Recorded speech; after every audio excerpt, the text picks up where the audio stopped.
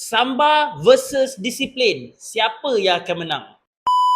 Untuk perlawanan malam ni adalah perlawanan yang menampilkan dua identiti pasukan yang sangat-sangat berbeza antara Brazil dan juga Jepun. Brazil yang lebih terkenal dengan gaya permainannya lebih fleksibel dan lebih menumpukan kepada individual play, manakala Jepun pula adalah satu pasukan yang mana menerapkan disiplin dalam taktikal yang diterapkan oleh jurulatih diorang. Untuk game malam ni sebenarnya aku tertarik untuk tengok Vinicius Junior. Setakat ni dia sangat-sangat perform dalam membantu Brazil untuk mengalahkan lawan-lawan diorang. Tapi Jepun pun tak kurang hebatnya. Walaupun tak ada player-player utama untuk World Cup kali ni, contoh macam Minamino, Kubo dan juga Mitoma, tapi Jepun berjaya untuk mengekalkan konsistensi dan memberi saingan dalam peringkat kumpulan. Aku berani jamin Brazil memang takkan mudah-mudah lah boleh lepas round of 32 malam ni lawan dengan Jepun. Untuk prediction memang betul-betul susah. Aku dapat rasakan yang 90